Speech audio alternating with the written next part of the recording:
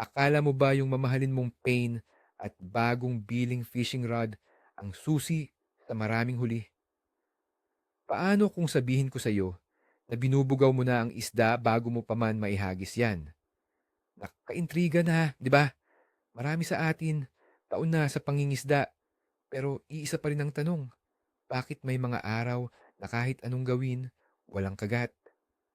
Ngayon, pag-uusapan natin ang isang bagay na madalas nating binabalewala, isang silent killer ng ating fishing trip, ang ingay ng bangka. Sa pagtatapos ng video na to, ipapangako ko sa iyo, magbabago ang tingin mo sa bawat pag-aandar ng makina at bawat kalabog ng gamit sa bangka mo. Maniwala ka man o hindi, baka ito na ang sagot sa matagal mo ng problema. Kaya tanungin kita, naniniwala ka ba na apektado talaga ang isda sa ingay? O isa lang yan sa mga kwentong barbero ng mga matatandang mangingisda? I-comment mo sa baba ang opinyon mo ngayon din. Sa loob ng maraming dekada, ano ba ang laging turo sa atin? Humanap ng magandang pwesto, pag-aralan ang galaw ng tubig, at gumamit ng tamang pain. Nakatutok tayo sa kung ano ang nakikita natin. Ang isda, ang tubig, ang istruktura sa ilalim. Ang buong ritual natin ay umiikot sa paghagis at paghihintay. Bihira nating pag-usapan kung paano tayo dumating sa pwestong yon. Ang karaniwang eksena, mabilis na biyahe, papunta sa spot, biglang patay ng makina, tapos ihuhulog ang angkla na may malakas na kalabog. Pagkatapos, magtataka tayo kung bakit ang tahimik ng lugar. Ang hindi natin alam, yung mismong pagdating natin ang nagsilbing malaking babala sa lahat ng isda sa paligid. Inakala nating ang pangingisda ay nagsisimula sa paghagis ng pain, pero ang totoo, nagsisimula ito sa sandaling papalapit pa lang ang bangka mo. Oras na para buwagin ang lumang paniniwala at tingnan ang pangingisda mula sa perspektibo ng isda. Unang-una, kailangan nating intindihin ang mundo sa ilalim ng tubig. Ibang-iba ito sa mundo natin dito sa ibabaw. Isipin mo ito, kapag may sumigaw sa kabilang kanto, maririnig mo, pero mahina na lang. Pero sa ilalim ng tubig, ang tunog ay parang balaan ng kanyon. Ang tubig ay mas siksik or dense kaysa sa hangin. Kaya ang sound waves ay naglalakbay ng halos 5 beses na mas mabilis at mas malayo. Ibig sabihin, yung simpleng pagbagsak mo ng tackle box sa sahig ng bangka na para sa iyo ay maliit na kalabog lang, ay parang isang malakas na pagsabog sa pandinig ng isang isda na nasa ilang metro sa ilalim. Hindi ito pag-i-exaggerate. Ang bawat vibration na nanggagaling sa bangka mo, mula sa makina, sa ilisi, o kahit sa kadenang kumakalampag, ay gumagawa ng mga pressure wave na parang isang maliit na lindol sa kanilang kapaligiran. Kaya bago mo pa man isipin ang kulay o amoy ng pain mo, ito dapat ang unang tanong mo. Anong lindol ang ginawa ko pagdating ko dito? Ito ang pundasyon na kailangan nating unawain para mas maintindihan ang mga susunod nating pag-uusapan. Ngayon, paano nga ba nakakarinig ang isda? Wala silang tenga na tulad ng sa atin, pero mas sensitibo pa sila sa mga vibration. Ang sikreto nila ay nasa tinatawag na lateral line. Kung papansinin nyo, karamihan ng isda ay may guhit sa magkabilang gilid ng kanilang katawan. Hindi lang yan design. Ang lateral line ay isang komplikadong sistema ng mga sensor na nakakaramdam ng kahit pinakamaliit na pagbabago sa pressure ng tubig. Ito ang kanilang radar. Gamit ito, alam nila kung may papalapit na predator, kung nasaan ang kanilang kakainin, at kung may panganib.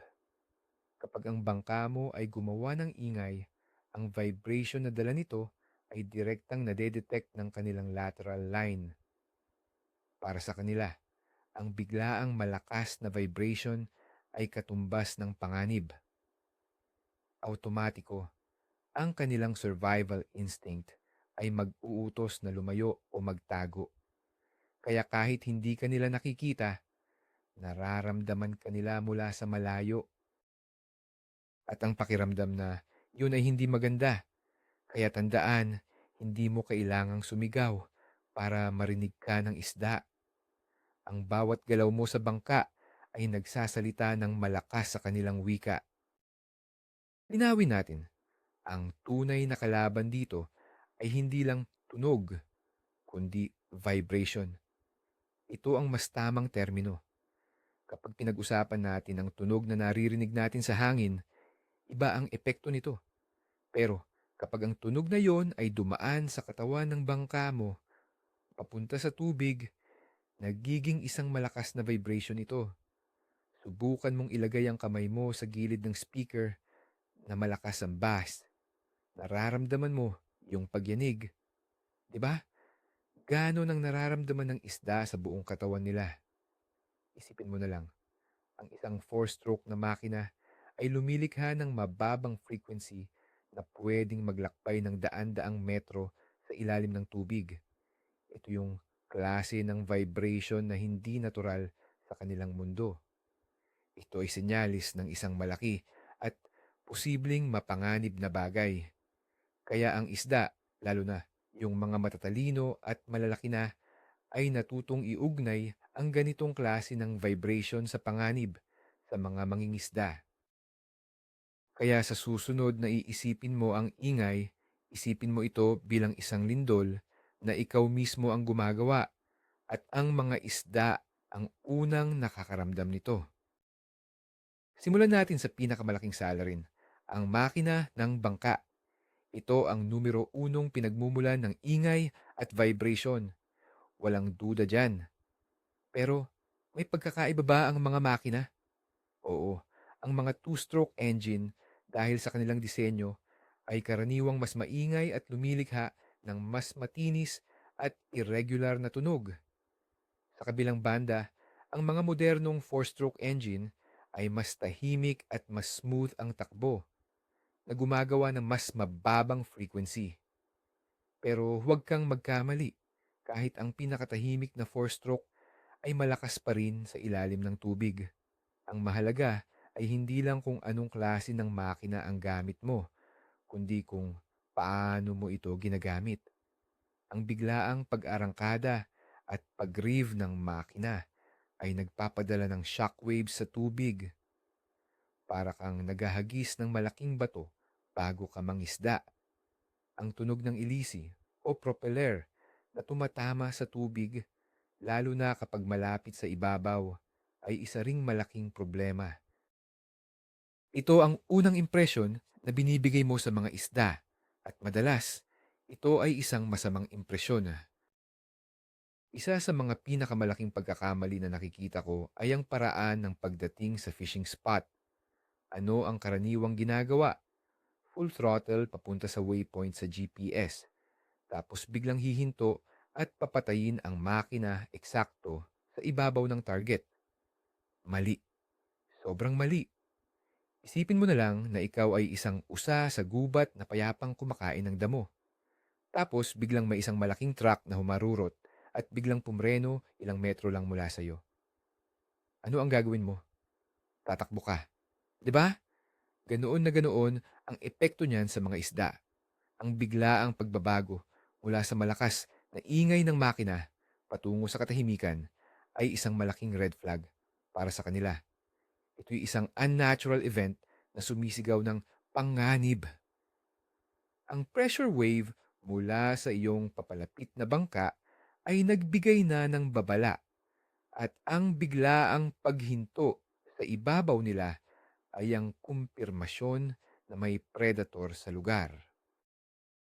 Bago mo pa man maihanda ang iyong pamalo, ang mga isda sa ilalim mo ay malamang na nagsialisan na o kaya'y nasa state of high alert, kaya hindi na sila kakagat sa pain mo. Kaya ano ang tamang paraan? Ang tawag dito ay the silent approach o ang palihim na paglapit.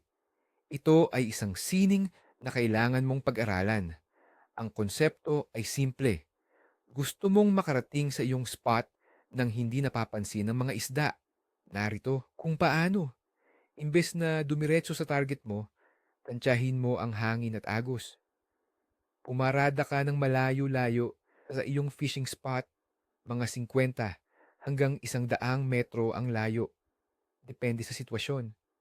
Dito, patayin mo na ang iyong main engine. Hayaan mong mamatay ang lahat ng ingay at vibration.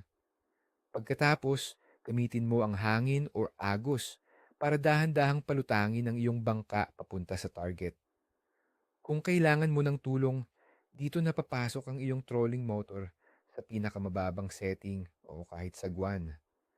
Ang ideya ay mag-glide papasok sa zone na parang isang dahon na nahulog sa tubig, hindi parang isang humaharurot na sasakyan. Ito ay nangangailangan ng pasensya, pero ang reward nito ay isang fishing spot na hindi nagulo at puno ng isda na walang kamalay-malay sa presensya mo. Pag-usapan naman natin ang trolling motor. Ito ang sinasabing silent na option, di ba?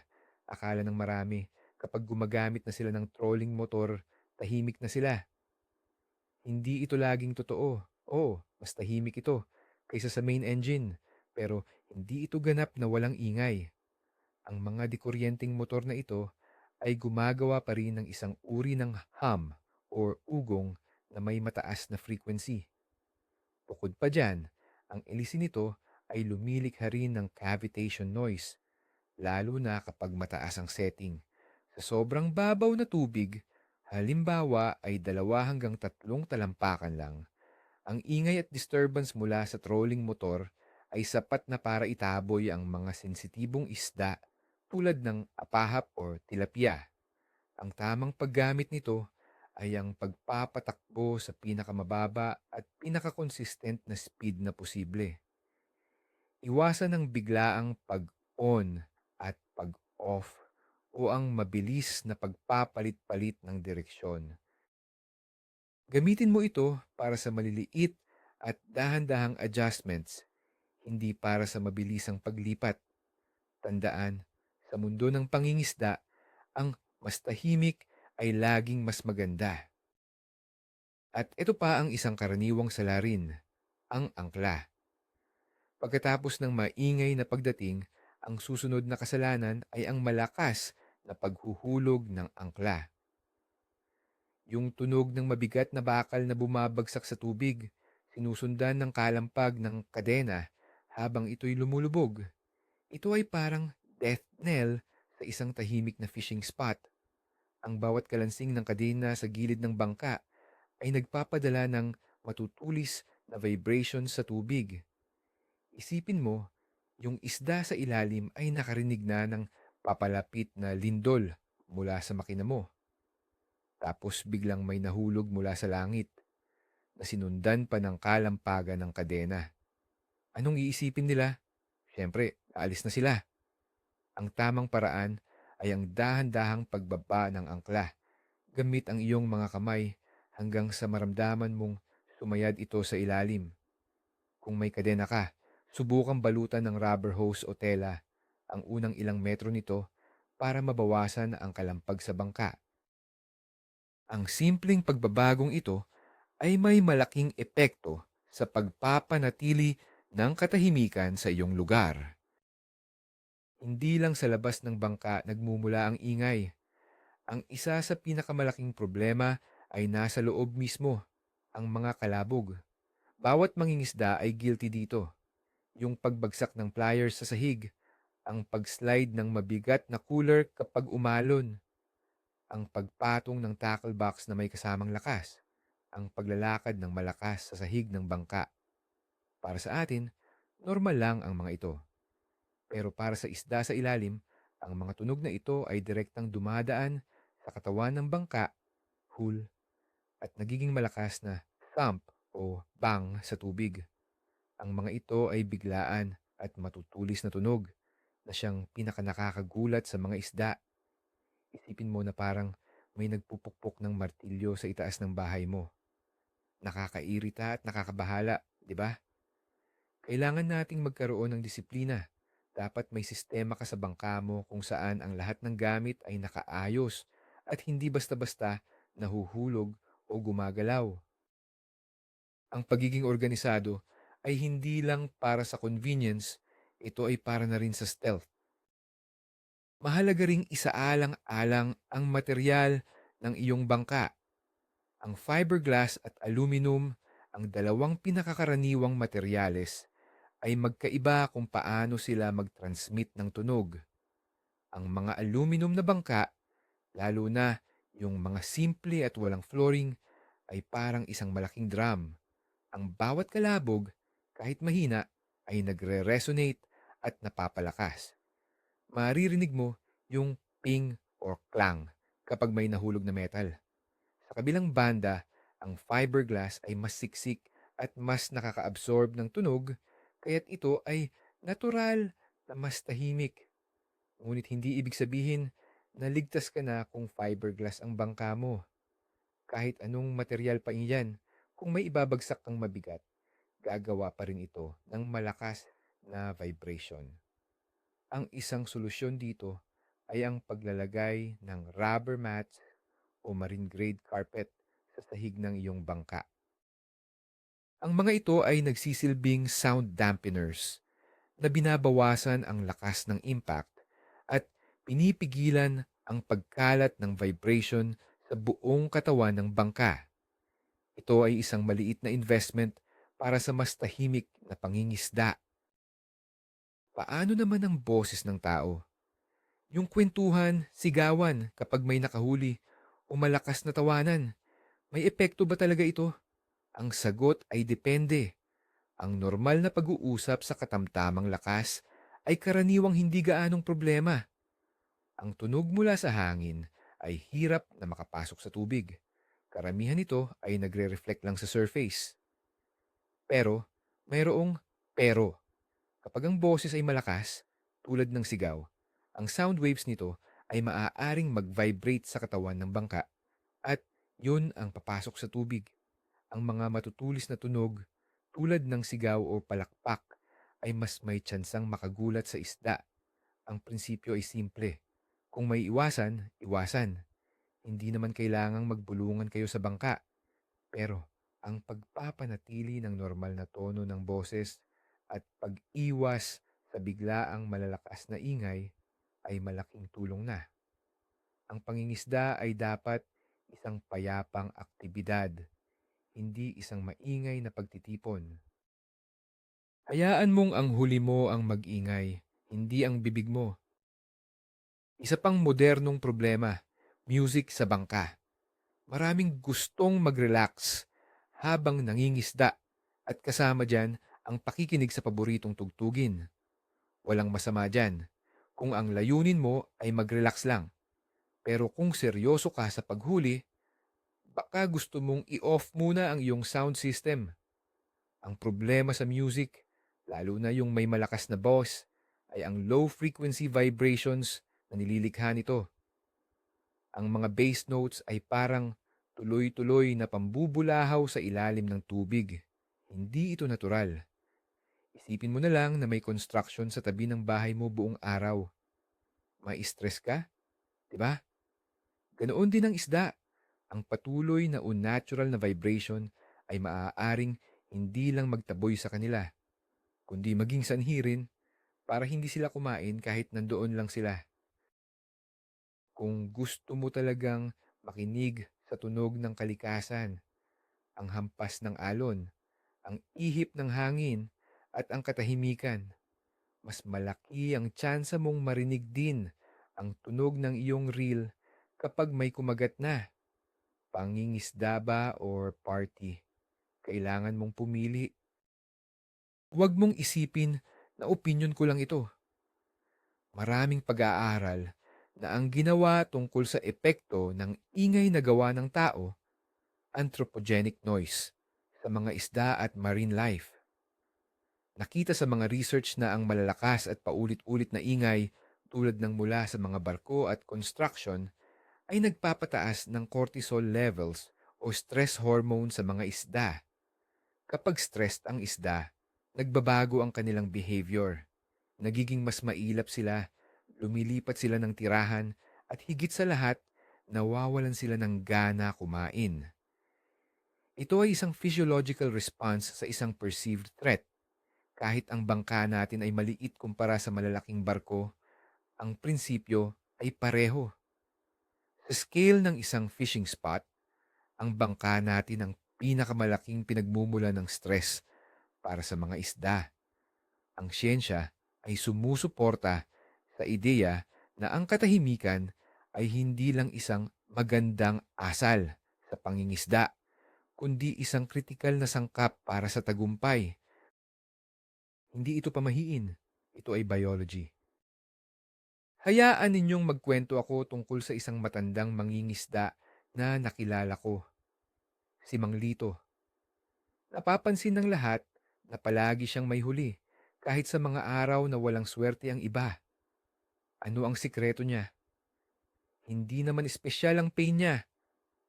Luma na rin ang bangka niya. Pero isang araw, pinanood ko siya. Mula sa malayo, papatayain na niya ang makina. Sasagwan na lang siya, papasok sa pwesto.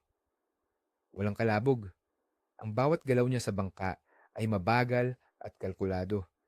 Para siyang isang pusa na nag-aabang ng daga. Kahit ang pagkuha niya ng pain sa balde, dahan-dahan. Tinanong ko siya kung bakit. Sabi niya, ang isda parang sismosa. Lahat ng galaw mo, alam nila. Kung magpapakilala kang maingay, iiwasan ka nila.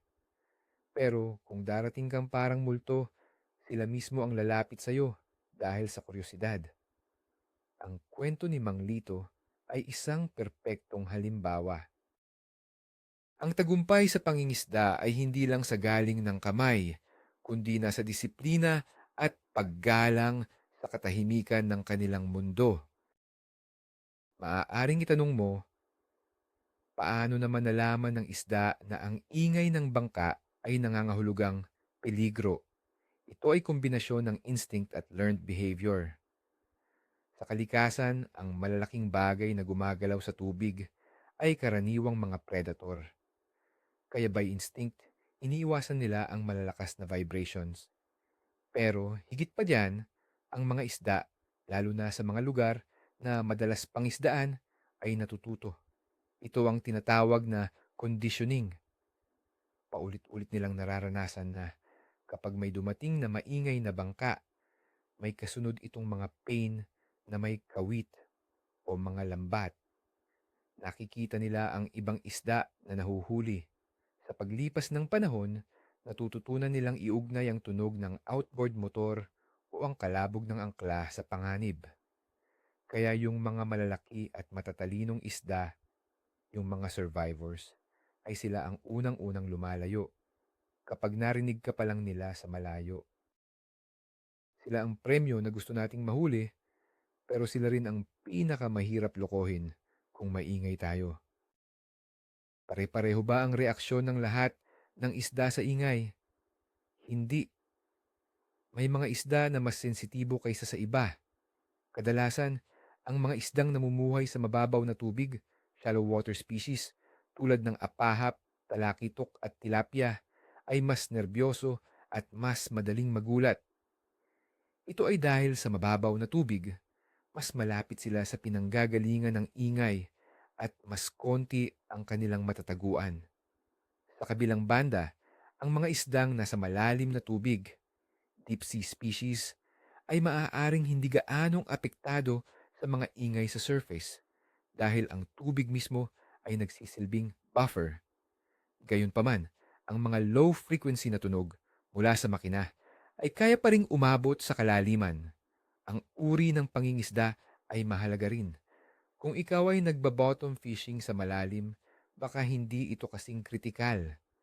Pero kung ikaw ay nagka-casting sa mga bakawan or mababaw na bahura, ang katahimikan ay ang iyong pinakamahalagang armas.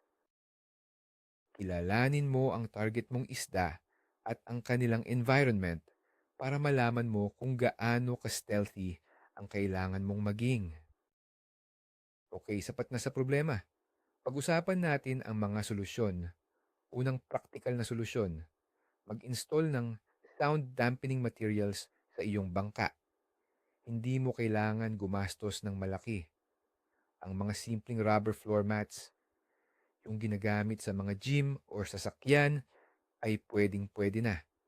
Ilatag mo ito sa mga lugar kung saan ka madalas maglakad o magpatong ng gamit, tulad ng sa harap ng upuan mo o sa casting deck.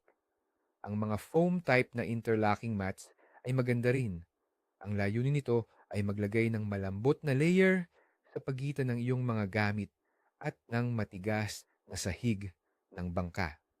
Kapag may nahulog kang pliers or sinker, ang impact ay maa-absorb ng mat imbis na direktang mag-vibrate sa buong bangka.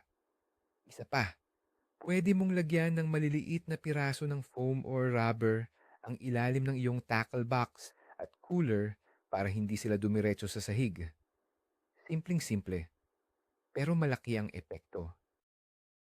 Ang pangalawang solusyon ay walang gastos, pero nangangailangan ng pinakamalaking pagbabago, disiplina sa gamit.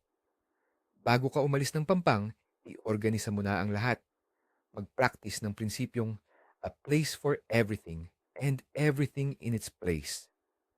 Ang mga pliers, gunting, at iba pang tools ay dapat nasa isang tool holder o bulsa, hindi nakakalat sa sahig.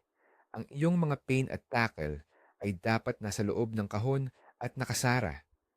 Isipin mo, Zaranye, kung ano ang mga kakailanganin mo para sa unang ilang hagis, para hindi ka na naghahalungkat kapag nasa spot ka na.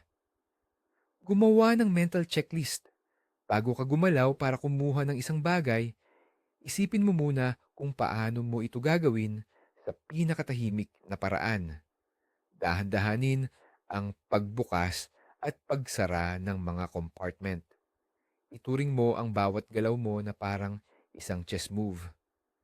Ang pagiging burara sa gamit ay katumbas ng pagiging maingay. Ang pangatlong praktikal na solusyon ay ang pagbabago sa iyong routine. Gumawa tayo ng isang step-by-step na plano para sa silent approach. Una, bago pa man makarating, i-check ang hangin at agos sa iyong phone app o sa mismong obserbasyon mo. Pangalawa, mga 100 metro mula sa spot, patayin na ang main engine. Hayaan ang bangka na mag-drift ng ilang minuto para mawala ang ingay at para masanay ang mga isda sa katahimikan. Pangatlo, gamitin ang trolling motor sa pinakamababang setting o sagwan para sa huling paglapit. Huwag itutok ang trolling motor ng dire-diretso sa target. Pang-apat, bago pa man huminto, ihanda na ang angkla. Dahan-dahan itong ibaba sa tubig. Gamit ang kamay, huwag ihuhulog. Panglima, kapag nakaposisyon na, manahimik muna ng 5 hanggang 10 minuto. Hayaan mong bumalik sa normal ang lahat. Bigyan mo ng panahon ang mga isda na maging komportable ulit. Pagkatapos ng lahat ng ito, saka ka palang gumawa ng iyong unang hagis. Mahabang proseso? Oo, epektibo. Siguradong sigurado. Sa huli, ang pinakamagandang paraan para maniwala ka sa lahat ng ito ay subukan mo mismo. Huwag mo lang akong pakinggan. Ikaw mismo ang magpatunay. Hinahamon kita. Sa susunod mong fishing trip, italaga mo ang araw na yon bilang iyong silent day. Mula sa paglapit hanggang sa pag-uwi, maging conscious ka sa bawat ingay na ginagawa mo. Sundin mo ang mga tips na binigay natin. Dahan-dahan sa paggalaw, organisado sa gamit, at palihim sa paglapit. Pagkatapos, ikumpara mo ang resulta ng araw na yon sa iyong mga karaniwang fishing trip. May napansin ka bang pagkakaiba? Mas marami ka bang nakagat? Mas malalaki ba ang nahuli mo? O baka napansin mo na mas kalmado ang paligid at mas na-enjoy mo ang pangingisda? Ang karanasan ang pinakamahusay na guro. Gawin mo ang eksperimento at baka mabigla ka sa resulta. At kapag napatunayan mo na hindi mo nagugustuhing bumalik pa sa maingay mong nakaraan. Kaya, Ano ang natutunan natin ngayon? Ang pinakamalaking aral ay ito. Ang pangingisda ay hindi nagsisimula sa paghagis ng pain. Nagsisimula ito daan-daang metro pa lang ang layo mo sa iyong spot. Ang tunay na kalaban ay hindi ang mailap na isda, kundi ang vibration na tayo mismo ang gumagawa. Hindi lang ito tungkol sa isang malaking ingay ng makina, kundi sa kabuuan ng maliliit at nakakainis na mga tunog, ang kalabog, ang kalampag, ang ugong na sumisira sa natural na katahimikan sa ilalim ng tubig. Ang aha, moment siguro para sa marami ay ang katotohanang ang pinakamahal mong gamit ay magiging walang silbi kung itataboy mo naman ang mga isda bago mo pa ito magamit. Binabago nito ang lahat. Nagdaragdag ito ng isang bagong layer ng kasanayan sa ating sport, ang sining ng pagiging stealthy. Hindi na lang ito tungkol sa lakas ng braso o ganda ng pain, tungkol na rin ito sa disiplina at pag-iisip. Maraming salamat sa panonood at sa pag-abot sa dulo ng video na ito. Sana ay may napulot kayong bagong kaalaman na makakatulong sa mga susunod ninyong laot. Kung nagustuhan nyo ang usapang ito, huwag kalimutang pindutin ang like button at mag-subscribe na rin kayo para hindi mahuli sa mga susunod nating video. At ngayon, gusto kong marinig ang sa inyo. Ano ang pinakamalaking ingay na sa tingin nyo ay nagagawa nyo sa bangka? At susubukan nyo ba ang silent approach sa susunod nyong pangingisda? I-share ang inyong mga plano at karanasan sa comments section sa ibaba. Magbasa tayo dyan. Hanggang sa muli, mga ka-anglers!